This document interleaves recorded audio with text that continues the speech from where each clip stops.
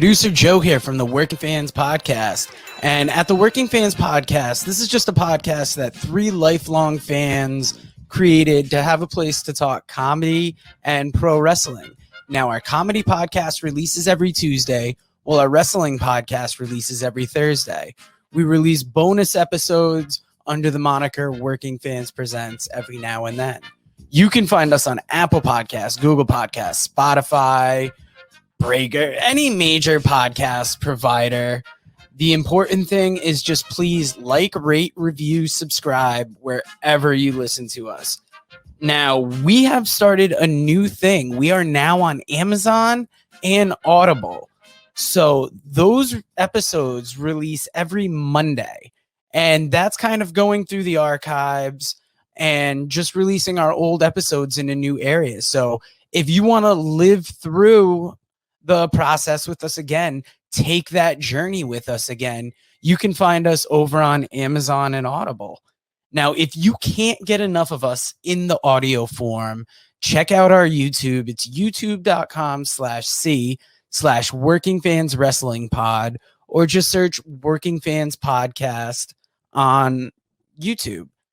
We have the whole archive is up there. And if you listen to the Working Fans Podcast, you are more than familiar with the 531. That is our signature segment where we take your top 5 lists on a particular subject, vote it down to a top 3, and then debate it down to a top 1. Now, guys, if you want to hear 3 guys talk shit about comedy, wrestling, life, anything, you will enjoy the Working Fans Podcast.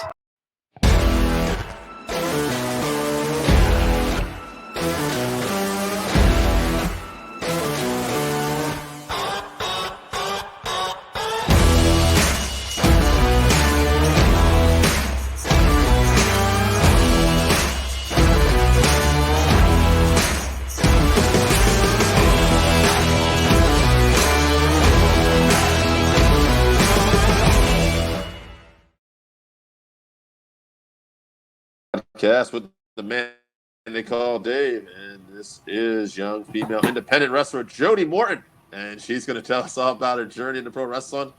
Hey, how's it going? Pretty good. How are you? I'm good. This is take 2. I don't give a shit because I had such a radio voice going. Like we might as well let people in. So you were telling me how you got into wrestling. If you could share that. Yeah. So a friend of mine had asked me to come out to see one of their independent shows, and in my household, wrestling was never on TV. We don't really have any wrestling fans in the family, so I didn't know what it was. To give you a clue of how much I didn't know about the industry, I thought Hulk Hogan and Dog the Bounty Hunter were the same person. That's awesome. They do look alike, though. Now that I say that, yeah, you see it. Absolutely.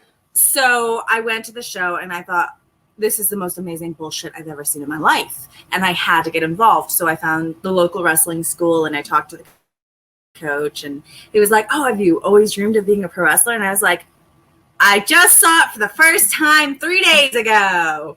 And he was like, great. And they said, well, what got you interested? I said, I like a challenge. And they all went, she's going to quit. And I didn't. I stuck with it, and I absolutely fell in love with it, downloaded the network, and just kind of haven't looked back. So now, since you're you get into this and you're starting to download the network, who are some people that you enjoyed? Who have you flocked to? China, for one. Rowdy Piper, Alundra Blaze, Jazz. And I would say Stone Cold, but Stone Cold kind of looks like my father. So I was going to watch his stuff on principle. And then Mankind. Yeah, all good stuff. Now, did you get to work with Jazz at all? I'm going to. August 20th, there's ARW Atomic Revolutionary Wrestling's V for Victory in Melbourne, Florida. It's awesome. Going to be awesome. So that's got to be an exciting moment, I imagine. Yeah. When I first saw the match graphic, because I didn't know I was even being considered for the match, because I knew Jazz was going to be at that promotion that I usually work. And I got the match graphic, and the noise I made wasn't human. I was so excited. And I, like, as much as everyone's like, yeah, I'm a badass, like, you can still be genuinely excited to work with people that you've watched and admired. And for me, it's a huge moment of, okay, maybe I'm doing something right. Right. Would you say this is a career highlight? I mean, as far as so far, like, I mean, I've only been in the business for 5 years. And so far, like, when I wrestled Shotzi Blackheart, I thought that was a highlight.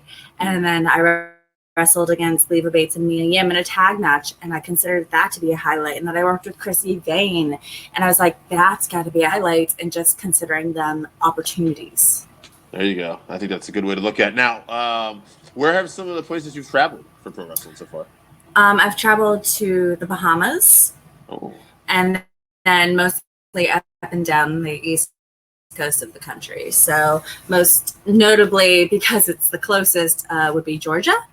And then I've also wrestled in Hartselle, Alabama, and Dothan, Alabama, everywhere in Florida. Florida's big. You can travel for 5 hours and not escape Florida. So it's just a matter of, like, I would very much like to wrestle on the West Coast of the country, but that causes, airlines, and with Florida not complying with, staying away from each other, it could be a long time before that happens. Yeah, right. Now, how was the Bahamas in terms of the crowd? Like, they were all very to it. I had a lot of children. She was in her like panda outfit, and she was adorable, and then I punched her in the face, and they were not fans of that. But they were just really into it, and they just wanted to believe and be a part of it and just experience it for what it was. And there's not a lot of crowds that will give themselves to that experience anymore. Now, what about, like, as far as injury goes? Like, you've been doing this for 5 years now. I imagine lost my hair tie. I've been really lucky as far as that goes. I've had a minor concussion. I think all of us at this rate have had a concussion at one point or another. Nothing that's made me hospitalized. Thankfully, I had a minor rotator cuff injury, but it was something that that was fixed with massage and just taking time off. So I've been very, very lucky as far as injury goes. Now, who would you say has been some of your favorite matches so far? That I've wrestled? Yes. Definitely the one with Shotzi. I had a lot of fun with her, and we actually didn't have a lot of time beforehand. I met her, and it was like, hey, you got 5 minutes, go. So definitely my match with Shotzi, because she, like, as fun as she looks when she's on camera, that's who she is. She is a blast to be around. And then recently, I think it was December 2020, I think. God, all of 2020 is such a blur, but it's the first time I wrestled Chrissy. Just being in the ring with such a veteran was definitely a memorable experience and one of my favorite matches to date. Nice. Now, as you prepare for a match and stuff, like, for you personally, what's like, is there something you need or something you use to get, like, into the mindset before you go into a match? Like, whether it's music or anything? Everyone has their rituals. For me, it's just taking 5 to be by myself, no one around me, don't talk to me, don't look at me, don't breathe on me. I'm in my own space, and I need to be in that space and have my little bubble before I go out. And as long as I have my bubble, I'm good. That's awesome. That's good. I can see that. Stay away. Pretty much, because it's like you're trying to get in the zone. It's hard to get in the zone. Was like, hey, can you get me a bang on your way? And hey, does anyone have wrist tape? Do you have wrist tape? Do you have scissors? And it's just kind of like 6 feet for one, and for 2, get out of my bubble. Now, what do you say for you personally? What are some of the more tougher aspects of the business? Oh God. Well, for me personally, I hate driving with a passion. So a lot of the times it's the long car rides I find really difficult. But it's hard to pinpoint, like, this is a difficult part of the business, because when you get into it, it's phrased to you that this is tough. If you want to be here, you have to want to be here. So there's things I don't like, but there's nothing I would describe as being a tough aspect of the business. The business itself is tough. Sure. Now, for you personally, would you say what was a little bit more challenging so far? Promos or the in-ring aspect? In-ring, definitely. I did competitive gymnastics up until the time I was 15. So learning the physicality wasn't hard, but because I had no prior experience to it, not only we're learning the physicality of the moves, brand new. So it's not like I've seen Suplex City or I've seen the Stone Cold Stunner and then I've seen Eat Defeat and I've seen, a vertical suplex or seen a back suplex or a belly to back. These are all things that I'm hearing the name and seeing it for the first time. So that I found very challenging. But because of my background in theater and improv, the promos for me, they're like, stand in the ring and talk. And I'm like, cool, got it. That I can do. Now, what are there some promotion? Would you say you have like a home promotion? Is there a promotion you've worked with mostly, or you've been all over? Definitely. Yeah. My home promotion would be between Atomic Revolutionary Wrestling over in Melbourne / Cocoa Beach, Florida, and WXW in Mineola. Okay, and so that's definitely where you get most of your work, and people can probably see you out there. And yeah, definitely. Yeah. And then WXW always streams live to Facebook, so if you're on their page, you can see it from there if you're not local. And then ARW is on Fight TV every Thursday, so you can tune in and view it there. Now, like, what goes, and I don't know how you want to answer this, but like, basically, like, how much effort do you have to put into like your character, who you are, like in there? Not a lot. So, for those of you who have been watching my stuff, you know that I used to wrestle under the pseudonym Roxy Rouge. And that was what every wrestler has what they call a starter kit. It's your first choice when you go into wrestling of who you're going to be and what you're going to represent. And for some people, their starter kit morphs into what they are now. For some other people, they destroy their starter kit. Because of who my trainer was initially, my starter kit, he very firmly believed that once you make a decision about something, you stick with it and run with it. And that is what it is. Problem with that being is that your first pick with anything, like think about when you paint something. Your first painting is going to be the drizzling shits. So my first decisions concerning wrestling with character and everything else were the drizzling shits. And there's a lot of people who loved Roxy and what she represented. But for me personally, I found it very hard to grow and be who I was doing Madam of Mischief. I couldn't show my entire personality because I was trying to adapt to one personality trait. So I've dropped that moniker and I've just been going by my real name, which is Jodie Morton, no relation to Ricky. And being myself has been so freeing. So as far as effort put in, there used to be a lot because I had to fake a lot. But now that it's just me, not only do I feel incredibly freed, but I can just present myself as I would, which is nice. And they always say, right, the best characters are the ones truest to yourself, right? So I guess. Oh yeah, dialed up to 1,000, which sure. I'm extra anyway, so it works. That works. So, like, what are some of your goals right now? And I mean, obviously, everybody wants to get on the big stage, but I mean, do you have some other goals, or I'd really like to be on AEW Dark. That's a short. My other goal, it's wrestling related, but not so, is just moving to Orlando, just so I can be closer to everything. And then just getting better, perfecting my craft. And now that I don't have to wrestle under a gimmick, wrestling how I want to and just practicing what feels right to me and how I want to present myself. Like I said, when you're trying to adhere to a gimmick, and you'll see this with a lot of newer wrestlers, they are focused so hard on being that image of what they've created for themselves rather than what feels and comes natural.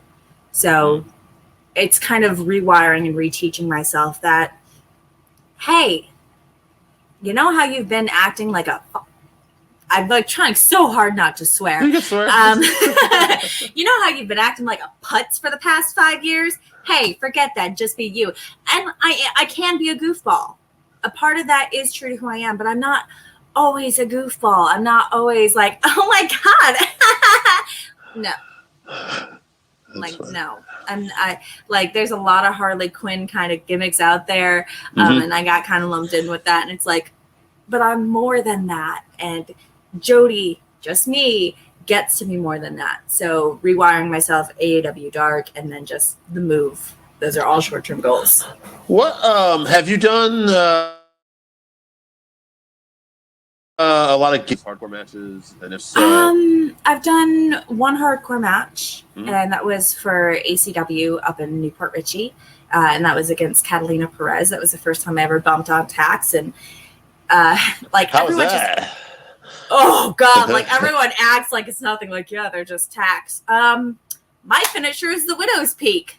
You ever sit ass first on a bunch of tacks? And it's not going in that they hurt, it's coming out. So I walked through that curtain like a badass, and then the moment I was like, get him out, get him out, get him out, get him out. But I mean, it was fun, and I'd like to do more hardcore matches in the future, maybe with like not tacks, but like glass tubes and ladders and chairs and tables and all that fun shit. Definitely. I'm trying to think, like, no, I mean, everything else I've done has been pretty straightforward. Yeah, that's interesting. Yeah, just because, like, I mean, that's where, I mean, it's all about the basics, right? I mean, because most of your big money main event matches are always a one-on-one, straightforward match usually. But it is interesting to see, you know, like when you're in the early goings of a career and stuff too, like when you get thrown in these gimmick matches. I'm always kind of curious, like, how it is your first time. You know? Well, that and the trainer I came up with was, you know, he warned very much against intergender and doing gimmick matches, because he's like, once you're a hardcore wrestler, once you're an intergender wrestler, you lose what makes you special as a woman in doing women's matches. And with the growth that professional wrestling has done, where the women's match isn't a gimmick match anymore, it's part of the card, and there's 2, maybe 3 women's matches on each card now, and it's great to see, because it's not that we've lost what's special, it's that we're being treated as athletes rather than as a gimmick. So I can start to breach that intergender and breach the death matches and hardcore matches and not be afraid about losing my spot, so to speak. What would you say? Just curious, because you know, had some good stuff here. What was some of the best advice you got for the wrestling business, whether it's from wrestlers or whoever? Oh God, I think it would be from Serena Deeb. Actually, I did a seminar with WWN. It was their spring camp, and I think it was 2017. The past couple of years have just been a blur, but I think it was 2017. But I asked her specifically about representing who you are and how to go about it when you see your peers doing all these things and you're not quite so sure if you're comfortable with those. And she said that the best thing you can do is be true to who you are, because people are going to see that and they'll respond to it. You're going to hit your crowd. You might not hit your ideal crowd or the crowd you're aiming for, but that crowd won't respect you. You have to respect yourself, and you'll find your own niche. And that's what I intend to do. Now, it took me, what year is it? 2021 from 2017. It took me, no, it wasn't 2017 then. It was 2019. So it took me 2 years to actually heed her advice, but I'm trying now. But she definitely, she told me some other personal stories of hers, which, you know, they're her stories, so I'm not going to share them.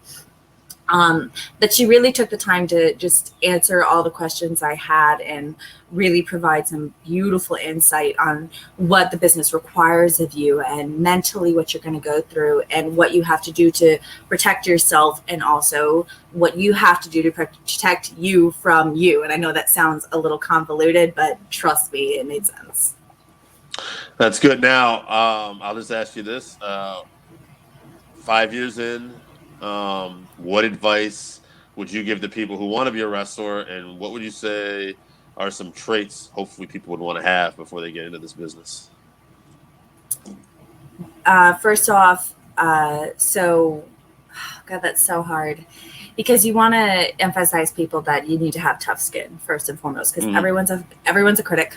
No one cares about your feelings, and everyone wants you to do well, but not better than them. So it's hard to know who to trust. But at the same time, I really encourage people to not forget to be kind and empathetic and work as a team with your peers, because you're only as better. You're only as good as the person you work. And the only way you get better is by working with people who are better than you. So if you go in with an ego and an attitude, the people who are better than you want nothing to do with you. And not only that, but like, you want everyone to do better, but not better than you. It's a terrible mindset to have. There is room for all of us to be successful. And if we're just kinder to each other and we're boosting each other up, everybody wins. And the jerks will weed themselves out. And the other thing I would say is don't be afraid of growth. If your original idea doesn't work, you don't have to be married to it.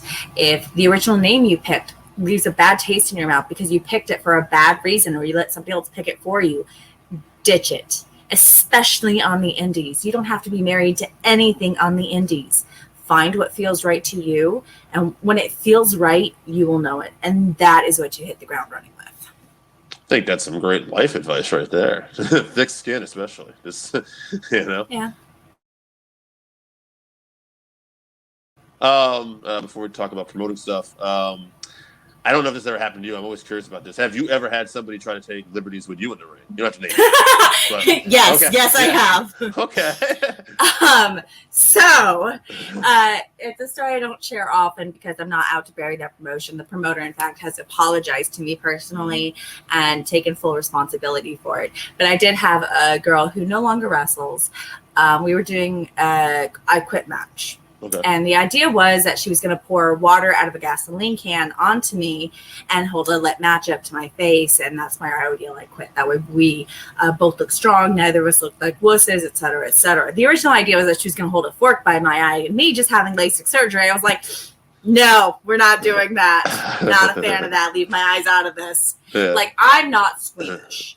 So this is, another piece of advice to anyone looking to get into wrestling. Always check your props. Does not matter how much you trust the person. Always check your props. Motorcycle.